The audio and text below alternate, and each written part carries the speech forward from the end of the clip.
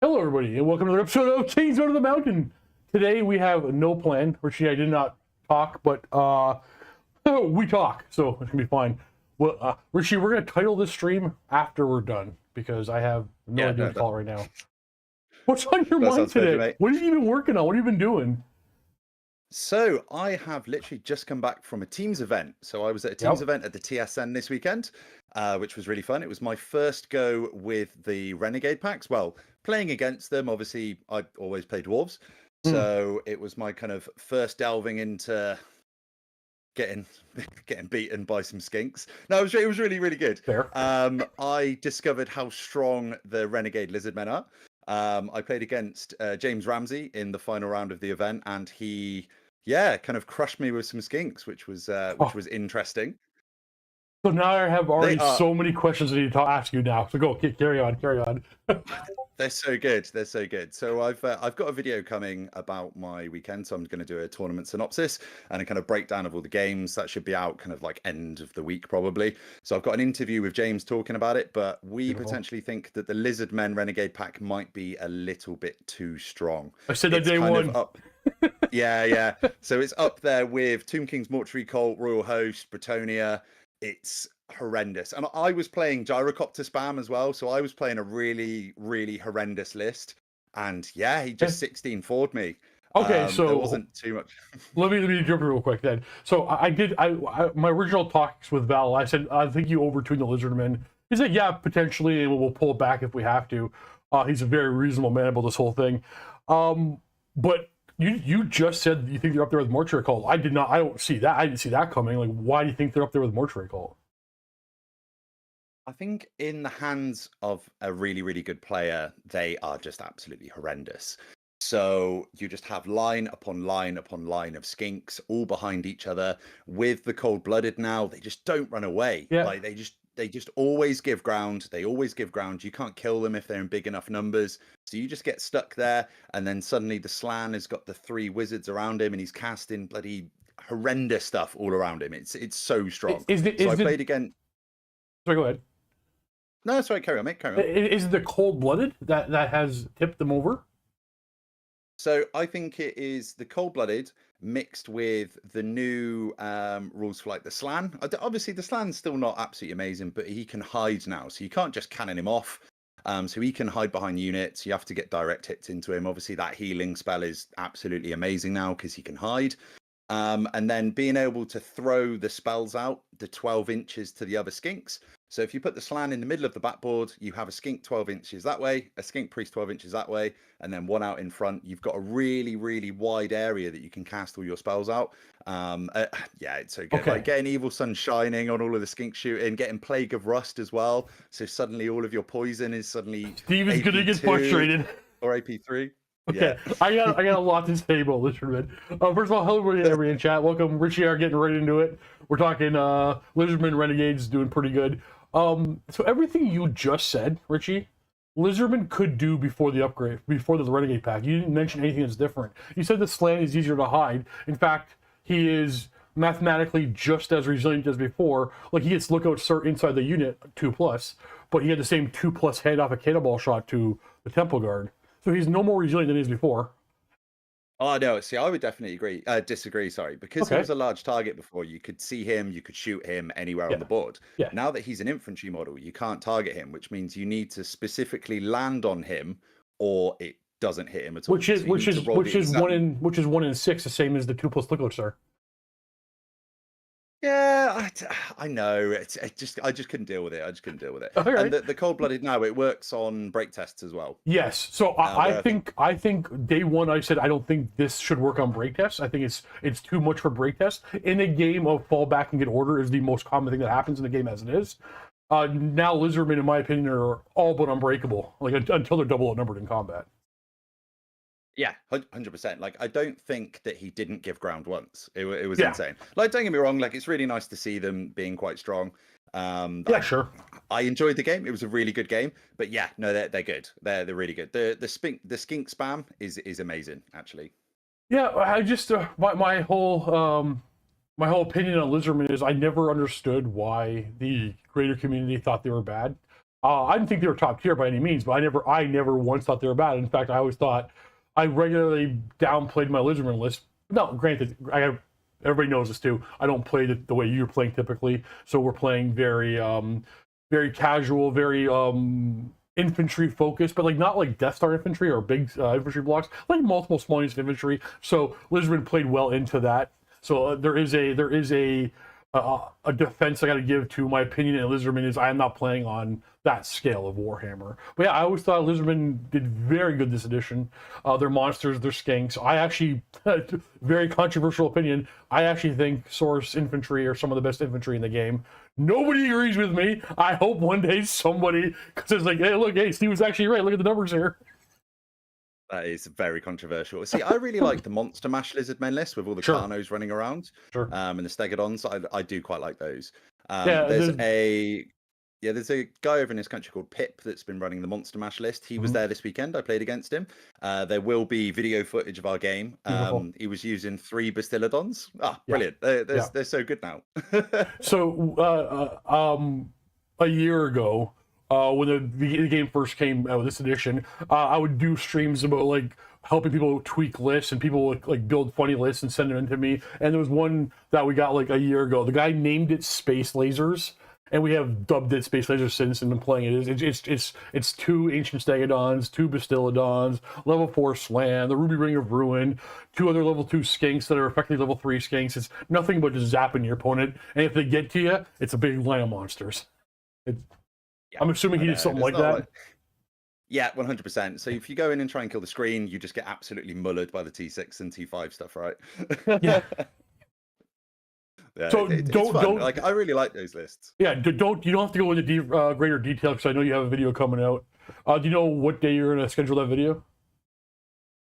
It really depends when I get around to it. So we're playing in. Yeah, I know. It's just when I get around to it. So we're pairing into Team USA for the world. Well, for Worlds.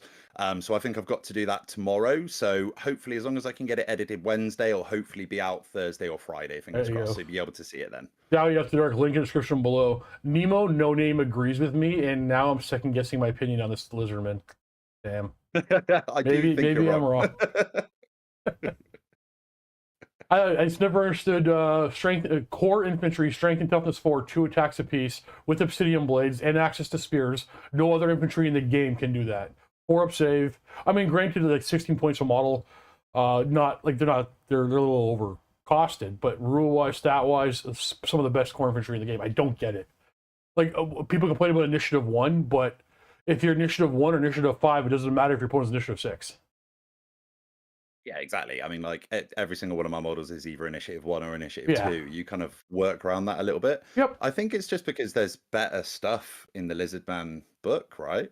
And but I don't know, because it's the core tax, isn't it? So you get forced to take it. So everyone kind of hates the core tax, don't they? Well, the core tax got removed from Renegade, so nobody uses that anymore, I guess. But no, I never understood the argument of there's better things, thus they're bad. Yes, Skinks are oppressively good. It doesn't, because Skinks are so good, in my opinion, does not make Horus Warriors bad. I don't understand like the sheer vitriol, the hatred, the disdain for the Horus Warrior. It baffles me. It's like people keep saying the sky is green. I'm like, it's not. It's been blue my whole life. I can look up and see it's blue. Why do you keep saying it's green? I mean, it could potentially be green. Motherfucker. That's the problem. I started to think, is the sky green? Are Horus Warriors bad? It's 2 attacks based on core infantry on strength and toughness 4 with AP and access to spears? Bad? Nobody else in the game can do that. They got a 4-up save. Okay, yeah, they're a little high on points cost. I'll give you that. But nothing in the game has 2 attacks and access to spears. So per square footage of frontage, more attacks in the game than anything else. Yeah, I mean, they're kind of rubbish attacks, though. Strength 4. Why the rubbish attacks? So strength 4 attacks that are AP 1 if you want them to be fighting with hand weapons instead of spears. But the problem is, if they get hit by a dragon, they all die first, right? That's the issue. Yeah. But so if the argument is infantry is bad, we can have that discussion. But if the argument is source infantry is bad, I disagree. Well, there's tons of people talk how much they love X infantry for X reason, but source warriors keep getting relegated to just trash tier no matter what. In the bracket of infantry, they're good.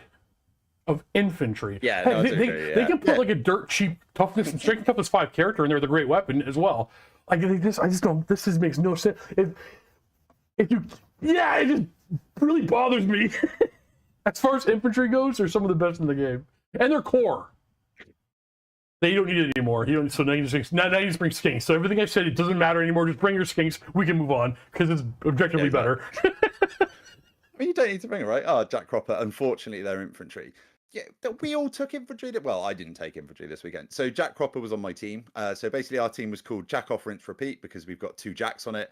And every time that they would play, so every time they play against each other at the TSN, it would be basically everyone would run around shouting Jack Off, basically.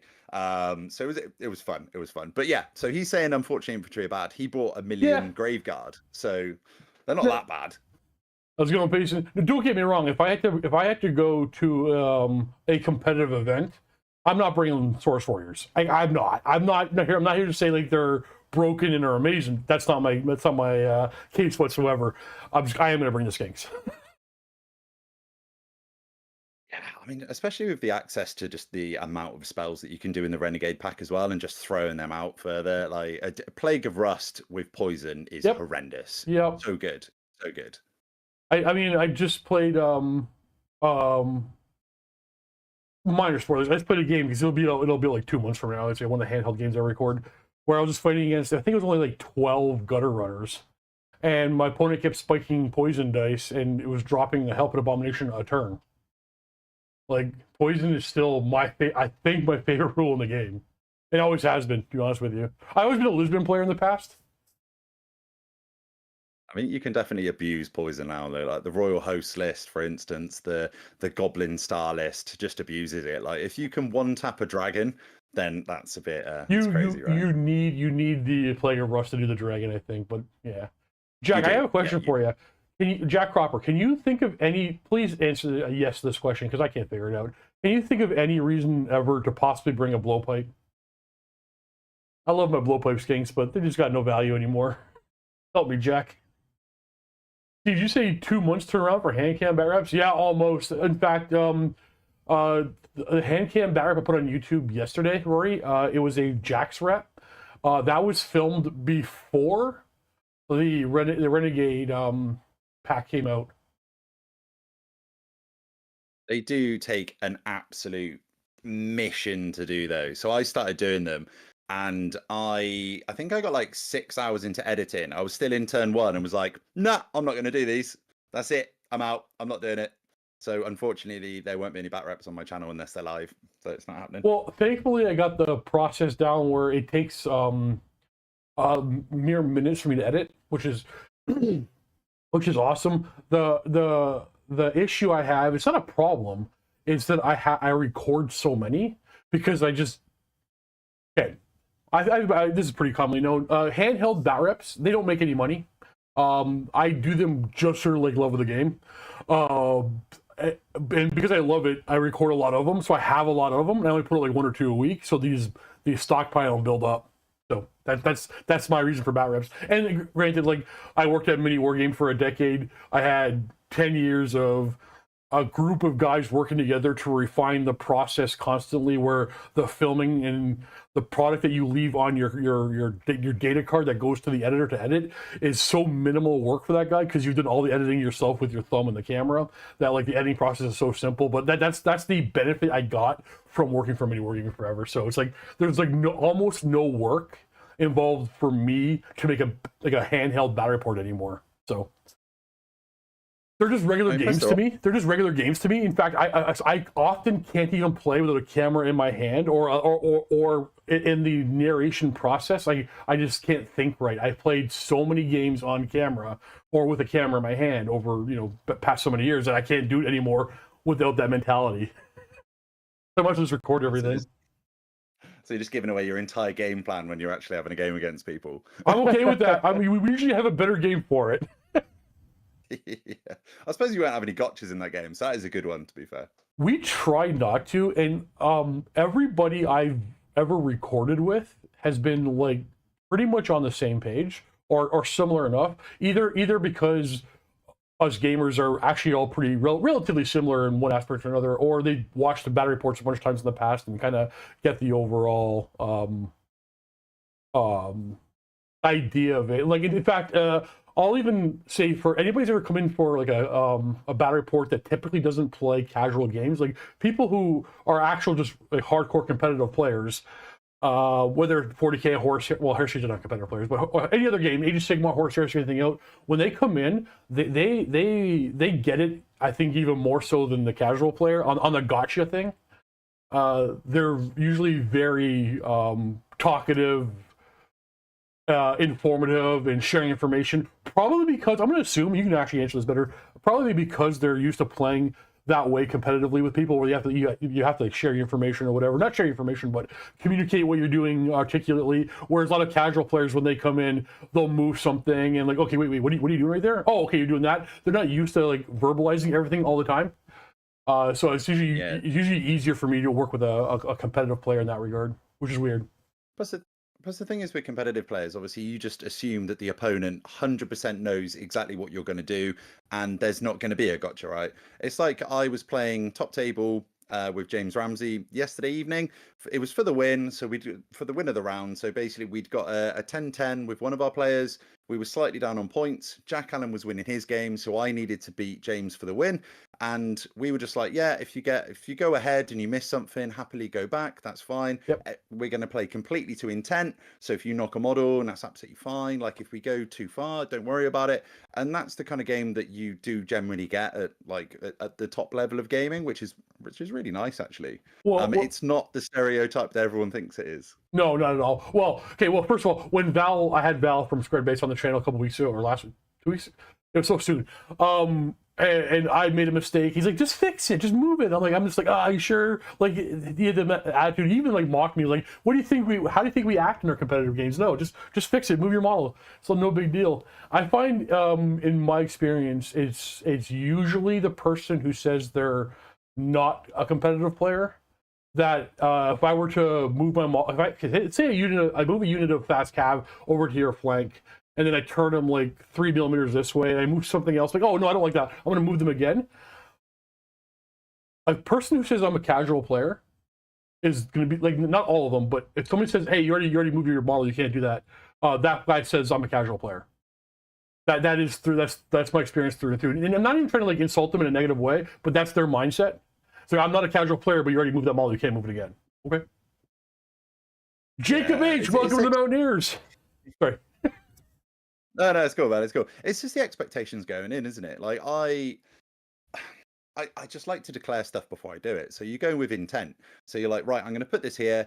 My intention is that I'm going to be out of line of sight there if I knock a model. And you normally find that, like, just someone who's a competitive player will be like, yeah, cool. So even if you knock it and it's not where you had it before, they'll be like, yeah, no problem. Whereas someone who is really, really thirsty for the win, but a casual player would probably say no. Do you know what I mean? And I've had that a few times actually, at events, which I try not to get salty about it, because I just generally just try and have a good game with everyone, really. But it does sting sometimes, especially when you've let them do stuff and then suddenly they're like, nope. It's hard. I'm sure everyone's had a game like that. Try not to assume their motivation. Maybe like they said no, like I'm gonna get you anyway. But maybe it's like their mind's like, oh, I don't think there's any, I'm so mobile that there's no way you can do it. Or I try not to assume their motivation or their thought process, but you're right, 100%. In fact, so often, we used to do things many, many years ago where, you move a unit behind a rock, and then you say, well, can this unit see them? And then you get down, look, nope, can't see him. Can that unit see him? Nope, can't see him. Can that unit see him? Nope, can't see them. This is doing battle report type stuff. We would spend 30 seconds, 2 minutes, like making sure out of line of sight from everything. And then it came to the point, I was like, oh, I'm gonna go over here and try to hide behind the rock. We could spend 3 minutes and make sure everything's out of line of sight, or like, I'm gonna be out of line of sight. Gotcha, you're gonna be out of line of sight. Move on. You can't cast anything, I can't see them. It just became smoother and more fun games. But I'm not trying to like tell anybody else they gotta play that way, but it just came after playing games and games and games and games and games. Yeah, it just smooths out the game experience. You know you're going to be able to find that spot where you can't see them. I'm not going to spend 7 minutes trying to find it. Gun to track, yes, mate. Remember 23 months in a rock jog playing with vocalized intent has helped me get excuse me. You folks understand what's happening on the table. It's true. I'm gonna compliment the competitive players again. So my gaming experience has been mostly on camera, and everything I play and do, I have to articulate to the camera or narrate to the viewer myself and what my opponent is doing. But my very first battle report I had to record was an accident. I wasn't supposed to record it, but long story. It was against a man named Clarence. I know many of you know who Clarence is. Team Canada, Warhammer back in the day. He's also a teacher. He was so articulate and vocal about everything he did while playing that he pretty much made the battle report while me holding the camera in my hand, and I learned so much from him. And over the years, every time, because we never doing battle reports, you kind of get thrown into it, you just make them, especially the time I started into it, there was no real formula. I learned more about not just gaming or how to play the game, but how to communicate from competitive players than anybody else by far. Every time I get a tournament player in, I would actually talk less in the battle report. Everything was narrated from them. It was just super helpful for me to learn how to do my job. Yeah, 100%. It's because you're talking through everything that you're going to do, every intention. It's like something I'll do as well is if somebody's going to walk into a range of something, you'd be like, are you sure you want to come into that? Because I'm going to be able to shoot you next turn without moving. And you just try and get no gotchas, right? So you'll explain all your intent, what you're going to do. It's like, I'm probably going to come up there and do that, mate. Are you sure you want to give me that flank there? And I think that's a really healthy state for the game. And I think if everyone kind of started playing like that, I think everyone would have kind of nicer games, really. Yeah. And if you already play like that, then you're a hero. Yeah, but I mean, I know, to defend the other side, it's very easy to not understand that or not know that. Like when I said like the non-competitive players, the guy who's going to be like, well, you already moved or whatever, you can't move that model again. It's not because he's that, I'm gonna air quote that guy. He's not that guy. He's not trying to be, a cheesy or aggravating person. It's because in his mind, that's how you're supposed to do it. He hasn't had that experience. Spoons! Yeah, I mean, insert how many times we have to teach you this lesson, old man. Every week he's interrupting my work days. He's Dementia confirmed. Thank you, brother. He doesn't like me going live during the day. He's trying to work. I've got a few friends like that as well, actually. Just kind of have it on in the background, a little bit annoyed at me because I'm just kind of like chatting in their ear. You guys have a plan? An illusion of a plan, Jack. More often than not, an illusion of a plan. We definitely don't, mate. Never. Never. Just play Warhammer and have some fun with it. He doesn't even remember his birthday. Yep. Today's my birthday, everybody. Wish me happy birthday. Happy birthday, mate. Nope, knock it off. Do you play what the masses would consider a casual game now and then? Yeah. 100%. So I've got loads of friends in my local area that I will just play just a fun game with. Like I give loads of intro games to first time players as well, and I'll let you into a little one. I always lose them because you don't want to smash people when you're first trying to get them into the game, right? So you just bring something really fun. You'll give them something that's typically a bit stronger, and then you try and work them through the best way to try and beat you, right? I'm quite happy to lose any game at club, any game to my friends. The only time that it matters for me is when it's just kind of on top tables at the end of an event, right? Yeah. I don't need my ego brushing with any of my friends or anything, so I'm happy for them to absolutely smash me in a nice casual game, like throwing Slayer at someone's dragons. Do you know what I mean? It's fun. There's after your 4,000th game of this edition, the winning and losing stops mattering. Is that good English?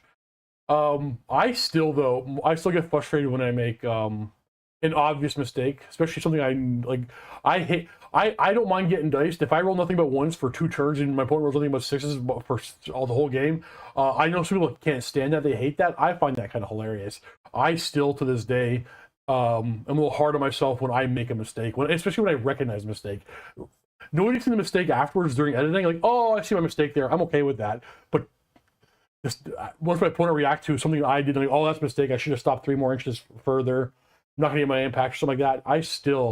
That still gets me to this day. I get angry. Not angry. I get disappointed in myself for making those kind of mistakes. Because when you play 100 games, I've learned that lesson. I forgot it in the moment. Look at Jack. I'm not going to throw a game for you, mate. Sorry. It's always competitive with you, me, buddy. It's not happening. Well, wait, hold on. So you guys are on the same team, right? So you guys should be constantly sharpening and honing your skills, right? So basically, Jack is he's local as the TSN, so we play each other quite a lot. Actually, we normally meet each other at like kind of it's normally on the like the first game or the last game. But yeah, I try and smash him as hard as possible. To be fair, Cropper deserves it. Yeah, he took vampires this weekend. And he was on my team for this weekend. And we were just like, right, we're going to put you into the worst matchups, mate. You're going to have a terrible time. So I just kept putting him into the vampire mirror matches. How does that go, actually? Other, right? How does that go? So it's either a 10-10 or one of the general dies and it goes horribly wrong. That's basically what happens. Fair. One thing that I haven't done on my channel, I've had Undead versus Undead. It's just a game that people say they want to see, but I feel like even nobody wants to watch that. It's just long. It's just so long. Yeah, it's super boring. So Rob from Squarebase posted a picture up in one of the Facebook groups yesterday of Andy Oakham's Royal Host Blob, which is I don't know how many skeletons it is. It's like 200 skeletons in a unit. It's got all the chariots in. And then Rebecca had this like 180 block of the wet undead. And there was just a picture of them 2 units battling each other. And it was just like, I went and watched a bit of it. And it was like, I win combat by 8. You crumble by 8. Oh, I bring back 14. Oh, yeah. It's horrendous. Honestly, I would disagree with my opponent. I gotta believe every other undead player would shake hands and be like, we're not going to roll dice for this combat anymore. We'll play the rest of the game, but we're going to consider this just forever a tie. Yeah. Well, to be fair, Jack did that in his last game. He went into Vamps. So it was Vamps on Vamps, and they just shook the hand at the beginning of the game and was like, right, should we just have a fun one now? Yeah. It's 10-10. We'll just have a fun one. Look at Matt Roberts calling me out. Steve, do you think your cagey defensive playstyle ends up being just as risky as if you were full-on aggro? So that's a very interesting question, and I'm not entirely sure how to answer that question, but I'll answer it without answering it. I think, or maybe I'll answer it. What I mean is, I've always been a very cagey defensive player in pretty much every kind of miniature war game I play, one way or another.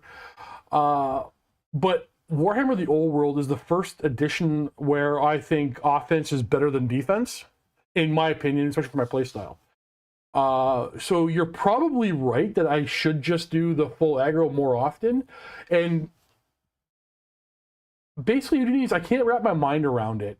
So I don't know the answer for me, but I'll say this: we have this joke on the channel, which I'm sure you're aware of, where it's time to execute the break your back maneuver. It's when your back is against the wall, you no longer know what to do. Just charge with everything, send the full send everything. And honestly, it's a joke because it usually works out.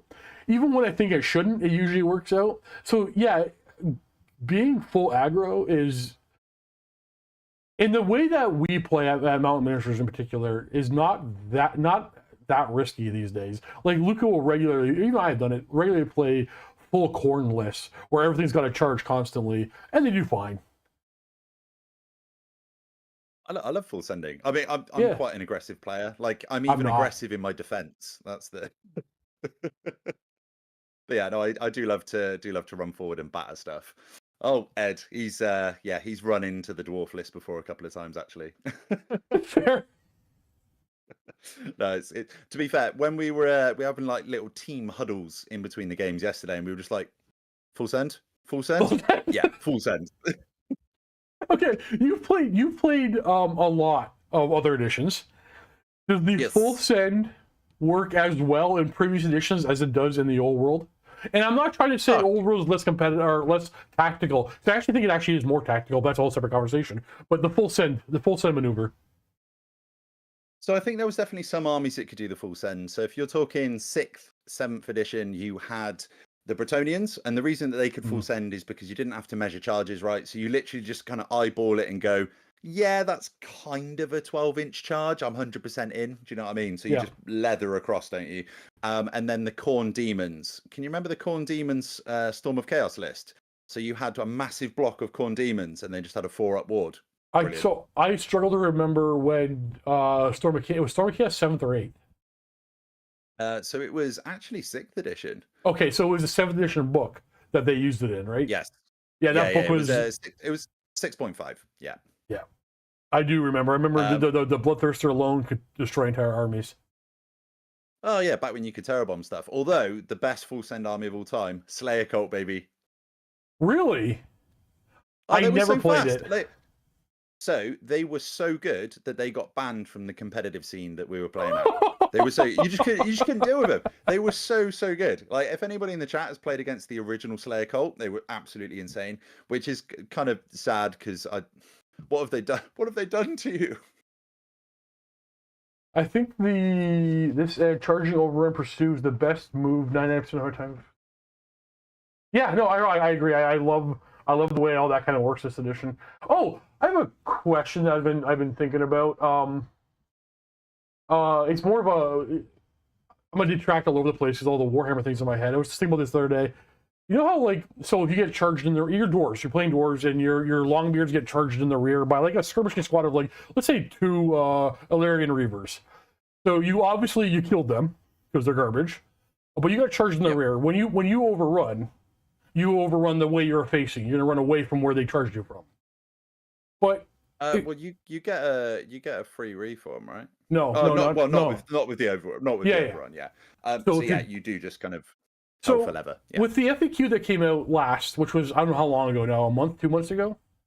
And probably ages ago now. Yeah, it's a long time. The last FAQ that came out, it said when skirmishers are locked in combat. So the rule book implies that once they're in combat, they form. Well, it does. They verbatim say they form up.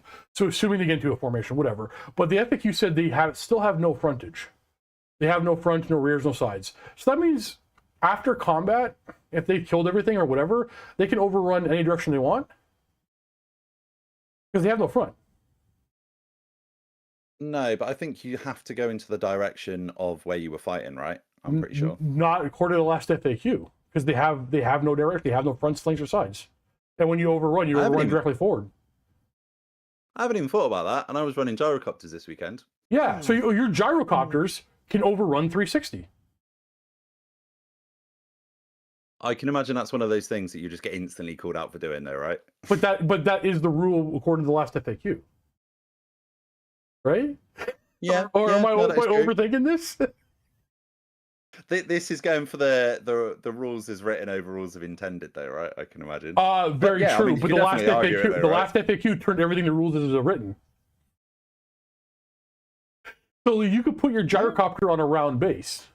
I mean, you need square bases for whatever, but you can put it because it has no frontage. It has no front, rear, or sides. It can effectively play in a round base. I actually was thinking about this because I had a Demon Prince get charged and won the combat. I'm like, oh, I can overrun any direction I want now? Just everyone at home who plays Bretonian Pegasus Knight spam, right. Shut your ears right now. Right. Don't listen to that this. Means the Duke... Skirmishing rules, okay, so people still regularly say, and Dominic, I get it. People still say skirmishing rules be scuffed. They're not. Hold on, they are, because they're horribly laid out and all over the place. But once you find all of the skirmish rules and put them together into one spot, everything actually does now work in skirmish. I mean, the only thing I'm going to say is I was abusing skirmish over the weekend, and Ramsey was abusing skirmish with all of his skinks. So when we got into combat, I fully charged into all of the skinks basically, and that was the biggest mess. We were basically playing like 40k. It was an absolute mess on the battlefield, to the point where I actually stopped filming. I think we got to like the 3rd round of combat, and I was just like so engrossed with just moving models around and trying to get incoherency, I just forgot to film the rest of the game, unfortunately. But yeah, that was quite a lot of effort actually. Okay, so I work out like line of sight, and I love rank and flank, but it is fun to play with a little MSU skirmish type game every now and then. I've done it several times this edition. I wouldn't want to do it all the time, but it's fun. It's like playing a giant Yeah. Mordheim game. Yeah, no, I completely agree. Like, I really enjoy getting the full gyro list out every now and again. I do occasionally get called out online for some reason. It's like, this guy just plays gyrocopters. I've played every single edition. Well, I've played every single event that I've played with is with infantry, and then I've played a tournament with gyrocopters because I had to pull out after the first day, and then this one is a team event. So I've never played a full single event with skirmishers. So it's like all these people online are like, he doesn't play with infantry anyway. Yes, I do. Richie, do not let that get to you, dude, because there'll be a person who sees one video and you talked about 16 gyrocopters a year and a half ago, and now you're that guy in his head permanently. You can't change it. Don't let it stress you. Yeah, no, it's fine. I just find it quite funny, to be honest. The internet is full. I love everybody who's watching. Love you all, but there's a bunch of you who are just not right. And to be fair, neither am I. It's unfortunate, but once you're a friendly local group, you have to strictly use raw. Getting in has intended rules right FAQ just means you are right now, not before. Yeah, no, that's true, but hopefully the group that you play with, even your local game store group, you guys are on the same page. The group over at the store where I work adjacent, they always seem to be on the same page, which is, I mean, I couldn't imagine if there was a big split. If your store gets big enough, I guess you can have multiple little pods of Warhammer, the old world players in there. Can you imagine if you had like a pod that was like one was pro Renegade and one wasn't, and then you just never meet again? So that is a legitimate concern I had at the beginning of this whole Renegade thing, because I actually witnessed firsthand. Actually, I don't know if you witnessed this in the UK, but I've actually witnessed firsthand how oh shoot, I can't remember what it's called. Somebody will correct me in the chat in a second. Horus Heresy 2nd edition, a pack came out. What was it called? Panoptica, maybe? I can't remember. A fan-made rule set thing came out, and it split the North American community. So now nobody plays.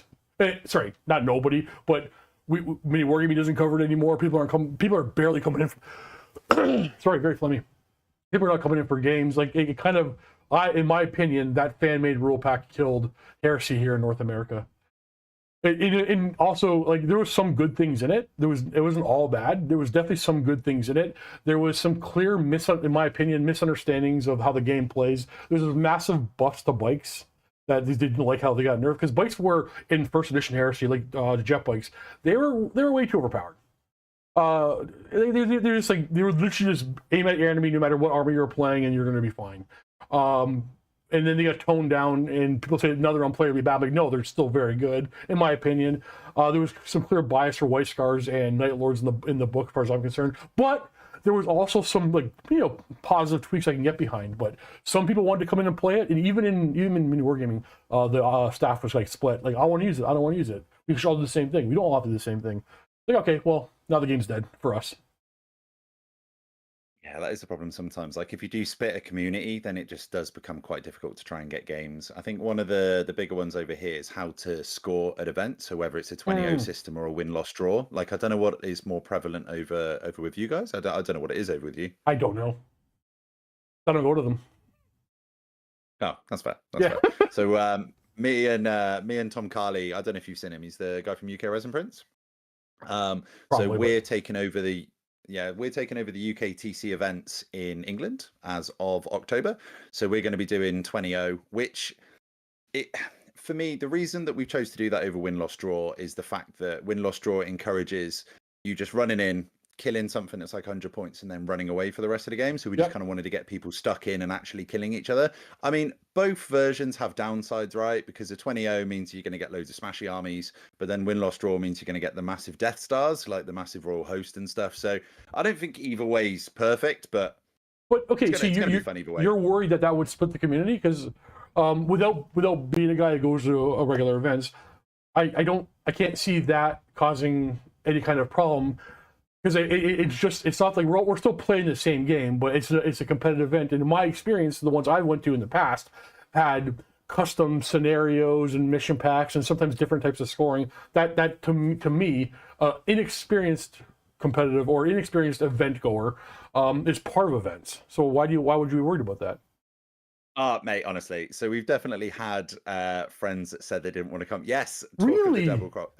So yeah. So one of our mates who was on our team this weekend, Jack Allen, he was like, "Nope, I'm not coming. Nope, he only plays win, loss, draw." And I think there's a couple of people still like that. So it is a shame that it's going to alienate some people, but it's quite an interesting Wow. take on it that you wouldn't go to an event because of a scoring pack. Like, let me know in the comments, guys, what you think. What's your favorite kind of scoring that you like to play, whether it's the win, loss, draw, or the 20-0. I do understand that with the 20-0 system, you're not going to win as easily if you take something like Empire or Lizardman or Dwarves or something, but it does stop the massive Death Star Undead builds from winning. So it's a toss up, right? Trying to put myself in their shoes and trying to understand the reasoning, or just to at least empathize with it. I don't understand it, so can't make that connection. I guess how you build your list is going to change, and Yeah. So maybe basically, you. Good. yeah. So basically, for 20-0, it's kind of worked on percentages. So you want to be able to smash your opponent and score the max points, then the max differential, and get a 20-0. Basically, that's the dream of that game. So you're going to build something smashy. Your opponent's going to build something smashy, and you're going to smash into each other and try and table each other. Whereas win, loss, draw, it kind of like, don't be wrong, I love both. I love both. Sure. But with that one, you're going to try and build really defensive builds, kill one of their units, and then survive with all your stuff. Yeah. So because an 11-9, which would be like 150, 200 point differential, would still be a small win. So the weaker armies like Empire, like Dwarves, Lizardmen, stuff like that, Skaven, they prefer the win, loss, draw because they can eke out the smaller wins. But then you do get some horrendous builds that do win those events. So it's kind of a toss up, right? Did you just say Empire are the weaker armies? They don't win big. Okay. I personally think Empire are really, really good. I like Dwarves specifically struggle into them. I think they're really good. They've definitely got a place in the game. They're definitely very strong in the right hands, but they never win massively. You're not gonna like 20-0 someone. You're not gonna like 18-2 them. It's always going to be really, really close. And Okay. that's where they kind of struggle at a certain type of event for sure. Do you think maybe this could be I only have one army list and it was already built for the old style of format of scoring, and I don't want to buy paint more, tweak my army list to this new style of scoring? Could that be it? Well, it's interesting you say that though. So the old style of scoring is the 20-0. The win loss draw is from modern games, from like Oh, okay. 40k and Sigmar as well. So Sigmar is Interesting. win loss draw. The new 40k now is win loss draw as well. Whereas it used to be when it was like ETC back in the day was the 20-0 system. So yeah, it's interesting. It's fair. Hey, people are gonna like what they're gonna like. If they're not gonna have as much fun at this event, I guess it's best not to go, right? Yeah, like if you're not going to enjoy it, Yeah, it's one of them. But hopefully people will. because Luke and I talk about this relatively often. I don't care about changes to armies so much. Like the game will change and armies will change in the future. It's going to happen no matter what. But right now, if I want more flavor, because I've been playing a lot of Old World over and over and over again over the past year, almost exclusively Old World. And I think just mission changes and the way we score points of the game changes of the game experience, the battle report, and like the overall game so drastically. It feels like I can put the same Empire list or Bretonian list with different types of scoring or mission outcomes. It's gonna be a drastically different game. That's all Oh the yeah, only variation I want right now. yeah. I love objective missions, like the getting some of like the ninth age mission packs. So good. I went to a tournament called the Welsh Open, and they had ones where it was like loot and pillage. So there was like 3 objectives in the middle of the board, and you'd like trundle up to them, like roll a dice, and it could be worth more or worth less, and you'd have to go and try and grab the other one. Like I love stuff like that, and it's like kind of based on luck as well. Like I really Yeah, like those kind of missions. it's like my favorite heresy mission, War of Lies, from like the core rulebook. It's actually the only mission in the core rulebook that I think is even fun. It's right at the end of the game, you get a random amount of points for every objective you control. Sometimes they're worth negative points. Like you may think you're So winning, but I rolled dice into the game and lost the game, and like that to me is fun because I play so often. That to me is now fun. Oh, I love stuff like that. So in the first edition, that was really bad, wasn't it? So you Yeah, roll a 6, get the royal eyes, and then suddenly I've lost games horrendously with yeah, that before. Actually, like yeah, back playing in the first edition, I can't remember what I had. I think I had like -15 yeah. once, and I was like, ah, But like, I don't know. So for me, Heresy kind of exemplifies that, and I'm hoping that Old World kind of like has the same feel. But for me, Heresy, especially 2.0, but even the first edition, it's like we play the game, kind of thinking about the scenario a little bit, but play in the game. And it's like a second mini game afterwards. Okay, so the game's over. I near a table do I won, right? But actually, who won this game? Oh, you won because of points or whatever. And 40k can't do that. Sigmar can't do that. The points are so intertwined with the game. Modern Heresy and Sigmar, or sorry, 40k and Sigmar, so intertwined with the game, with the progressive scoring and all that kind of stuff. Like you know, like you know what's you know who's winning almost every step of the game. Every turn of the game, you know who's winning. Whereas Heresy is like, yeah, we can go brawl and destroy each other's armies, and then we'll check points. Like, oh, you won by 6. I'm okay. I want that to happen in the old world. I don't know if the greater community would want that. I don't know. There's some events do. It's like a 6-point swing, right? So if you get an objective, you get 3 points. If your opponent gets the objective, they get 3 points as well. But there's some that if you get your objective and the opponent doesn't, then it's a 6-point swing. So you can be losing the game, and then suddenly you're like, I won by 2 points. Like it's great. I really like that. I think that's a really fun way to play. I don't know if the wider community is ready to kind of accept that yet, but it is fun. I mean, it comes from Ninth Age. Like Ninth Age is like the missions are really well thought out, actually.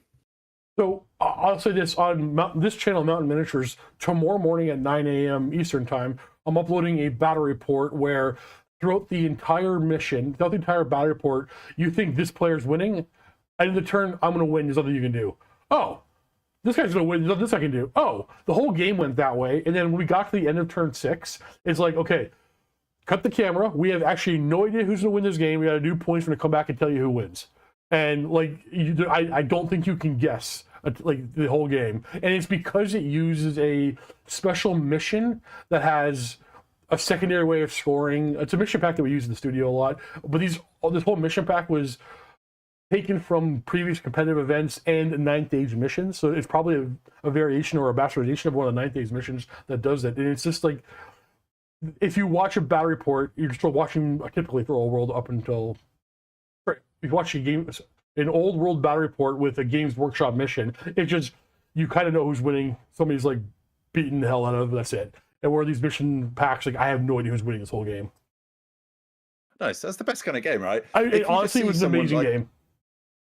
Yeah, if you just see someone smash into someone's lines and then suddenly they haven't got half their toys at the end of the turn, it's like, ugh, okay. But then if it's like a constant kind of like backwards and forwards there, fall back in good order in that way, they're going that way, it's kind of spinning around the table. I love that kind of game. So this is why, that's exactly why, even without the missions that we're talking about, the custom or the fan made or the other Ninth Age missions, this is why I love Warhammer the Old World more than any other edition of Warhammer Fantasy. Now, I'm actually one of the few people left in the world who actually really does love 8th edition Warhammer Fantasy.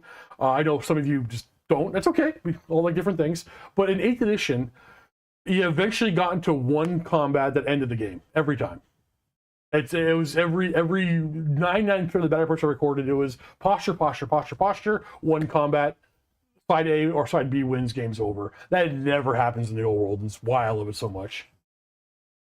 Oh yeah, 100%. I just saw Morpheus's comment. So this is Jack Allen. I don't know if anybody knows him. So it's the infamous Allen. So basically, he is. I think he's ranked #1 in the UK at the moment. I think. Nice. With just kind of not very well. He normally plays Empire actually. Like I think he got the first 5-0 for Empire in the world. Really amazing player. He bought Bretonia this weekend. I hope he feels dirty.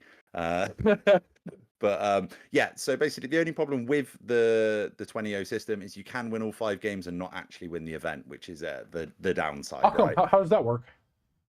Just on points. It's just on points. So Gotcha. win, loss, draw. If you win the 5 games, you're probably going to win because it'll be the 20-0 system on the second for differential. So yeah, that is the downside. That can be a bit of a feels bad. That's fair. I don't have to. Strongly. Yeah. Ask Steve if you like to play a 5 tournament. I couldn't do 5 tournament games in a day. My brain would be melting by the second game. Don't 40k for their big tournaments now, aren't they like 3 days and then they play on late on one of the nights as well? I think I'd die. Yeah, I can't do it. I don't know. I'm too old. I've aged out of that kind of play. I'm okay. I'll play in my comfortable studio with the air conditioning, my fridge in the corner, my nice comfy chair right behind me. No, it's honestly, it's too much work. I don't got the stamina for it. Yeah, it's funny you should say getting a bit older. So basically, I was at a tournament all weekend, walking backwards and forwards from the hotel, and all day today before this. So it's like it was 3 o'clock in the afternoon when I come on with you. I've had to have my foot up, like raised up on the couch because one of my ankles has swelled up. I'm getting old. Like I was actually like hobbling around the house this morning. I was like stood up playing too much Warhammer over the weekend. This is my Warhammer injury. It's okay. Yeah, I know. Our whole community is pretty much like the Warhammer the Old World is on average than more mature, not even more mature, no, less mature but older audience than 40k. That's why it's called the Old World, right? It really is. Gotta keep ibuprofen in the studio at all times as well. Yes. Yes. Morpheus, I now have 3 Hellstorm rocket batteries. Is that enough? Every Empire player loves their rocket batteries. I mean, they definitely don't, right? No, they're terrible. No, they're they're terrible. Oh my god, 22! You could potentially be the youngest Old World fan ever. Actually, so my other battery port producer, Jackson, who I brought him on officially as an employee of Mountain Miniatures now, he's 20 and he's making Old World battery ports. So he should have one out every week for you guys on YouTube. I have a whole group. I don't have a whole group. There's a whole group of 20-year-olds, 20-year-olds at the store where I work next to, playing Old World, and that's kind of awesome. We gotta get these young guys coming in. I do love that. So one of our mates, Steve Toll, his son Jack, I think he's like 40. He's going to get really annoyed at me if I get this wrong because it matters when you're young, right? So he's either 14 or 15 or maybe 16, one of them. He is currently subbing for France and playing international Old World. And like wow. he's super young as well. So that's amazing, right? Wow. Now I want to see more of that. Like, okay, so actually I want to know, when you're in in-person events, how many people are 20 or younger? Any teenagers? Are you seeing that at all? So you Other do a than little one bit, French but it kid? is, yeah. So it's generally quite rare. Like I would say, like kind of the demographic for Old World is probably mid-20s to 50s, right? I think. Yeah. Like I'd probably say like mid-20s. Just people who could kind of remember it from when they were a kid, right? I think if I go to my analytics, it goes pretty. I'm gonna go check it real quick. Oh, was this the first edition that you played as well? Crazy. That's awesome. That's awesome. Was it Total War that brought you in, or was it just because you liked Old World? I wonder. I think I know. Total War brought in a lot of people, which is awesome. Yeah, it's so good. I mean, it's such a good game as well. I think YouTube now shows 65 plus. Yeah, I think my demographic for under 18 is like 0.2%. So I'm going to go for not that many watch me. Under 18 for me is 0%. 0%. I have 18 to 24. I got 4.3%, but 0% under 18. Don't speak Gen Z enough, mate. That's yeah. Well, we got to get these kids in, right? Do we? Does this hobby, does this particular sub-faction of the war, like, does Warhammer the Old World have a future without the kids? I think they'll definitely start because everyone's going to be playing Sigma, everyone's going to be playing 40k, and then they're just going to get bored with that and then jump into the Old World, right? Well, okay. So there's a whole separate conversation that I've talked in the past that when I was covering Age of Sigmar regularly on this channel, Age of Sigmar would outperform everything else I would produce, Warhammer Fantasy, 40k, everything analytically. So basically, YouTube gives you a lot of data. Watch time, how long they're staying on a video, all this kind of stuff. So and people who are watching my Age of Sigmar videos were watching for longer on average than every other type of video I produced. They are watching, more people are watching them than every other type of video on my channel. And they're saying, hey, Steve, how come you're not doing Age of Sigmar like crazy? Why are you focusing on this game? Well, one, I love this game, but while that was true for all the analytics, their conversion rate to paid subscribers, paid members, was abysmal. It was a bigger audience. They would watch more. They would watch longer, but they would not pay for any more extra battle reports. Now that means, in my theory is, in about 10 years, if you want to do Warhammer related YouTube battle report type stuff, go do Age of Sigmar. Because in 10 years, that group is going to age to the point where they have too much money in their pocket and not enough time to play the game. And that is the old world community. They're typically older, they got more money to spend on stuff, maybe spend a few $1,000s on a Warhammer fantasy army, maybe painted, maybe don't, but don't get to play it that often. They want to feel connected to their hobby. You watch a battle report, they want to pay for battle reports. Whereas the Sigmar community was younger, they're kids that are playing. In 10 years, they're going to have the money in less time and they're going to sign up. But for here and now, yeah, it made no sense to have a paid Sigmar contingent. Yeah, I think for me as well. So I used to play a lot of Sigmar. So I used to play Sigmar competitively as well. And I used to army hop with that. So I would always, like, I'd buy an army that was broken. I'd take that to I was one of those guys. So I'd buy an army that was broken. I'd go to an event, play it once, put it down, buy a new army for another event. And I would watch battle reports about that army as it come out, just to kind of see how it played and stuff. Whereas now I see a lot of old world players that are like, they've got 1 or 2 or 3 armies and those are their mains. Those are the ones that they really like. And me, I can't obviously talk for everyone, but me with Sigmar, I would literally just kind of bunny hop between armies because of the rules. Whereas in old world, it's just the army that I love. Do you know what I mean? The reason I think that is the case, and some of you may agree or disagree, the reason why I think that is the case is old world is a hobby and Sigmar is a game. I never had a connection to any... It is disgusting, yes. I've never had a connection. I have personally painted more than a dozen Sigmar armies. I never had a personal connection to any of them.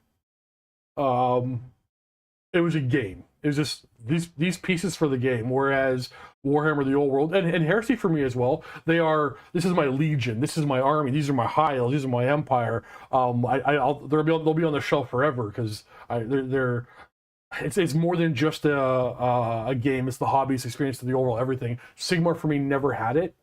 It probably because it's for me it's a game. It's a game. It's very much a I don't want to say it in a negative way, but it's very much a board game.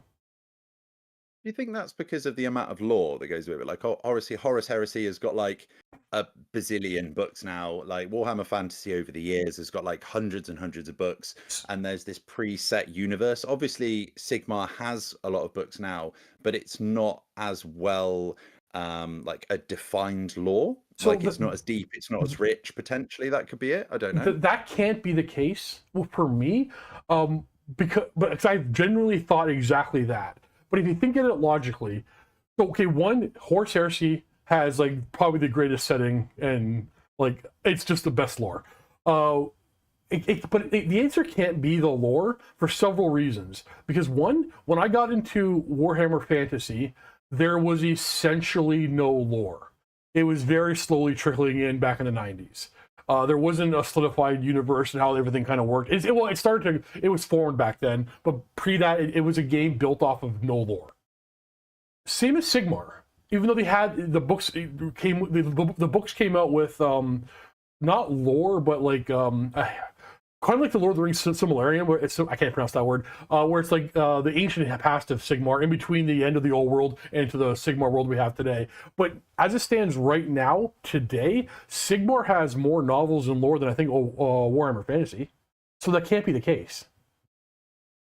Oh, I don't know then. Maybe it's just the stories that resonate with you. Maybe I was maybe. exactly the same with Heresy. So like I've read a load of the Heresy books, and like when me and my mates will be playing Heresy, like we'll have barbecues and we'll all kind of just play Heresy with each other, and it's be like, roll your dice, brother. And it's just like you can just kind of like role play the story a bit, can't you? Do you know what I mean? I've killed your brother. I was talking with Mitch. I was playing a game with Mitch yesterday. I was talking about him about novels yesterday, and I actually don't like Warhammer fantasy novels because as a kid, let me explain. Let me explain. I'm scared and I can't go back. Whoa. As a kid, I'm very young. I'm like 10 or 12.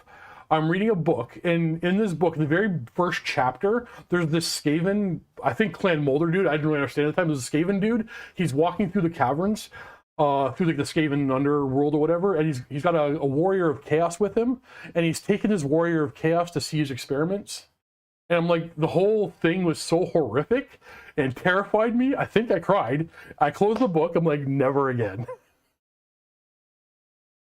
So I've got a really funny one. This is actually probably really embarrassing. I shouldn't talk about this on YouTube, but it's quite funny. So when I was little, I had a similar experience with Nightmare Before Christmas. Not Warhammer related at all, but there was a scene when like you think Santa gets killed, and I cried and vomited. So I get you, man. I get you. Yeah, that's it. It has ruined me for all fantasy. On that note, we'll be back next week on Dawi After Dark, 10 a.m. Eastern Time. Richie, anything you want to say before we go? No, just come watch it on my channel. Come and have a look. I am at an event next weekend as well. So for the next couple of weeks, there is going to be event reports coming onto my channel. Hopefully about towards the end of the week. So we'll be with Steve on Monday, and then hopefully Thursday or Friday there will be some tournament reports coming out. So if you are at the events, I look forward to seeing you, and let's have a good game. Take care, everyone. Link to that channel in the description of this video. See us there. Happy wargaming. See you later, guys.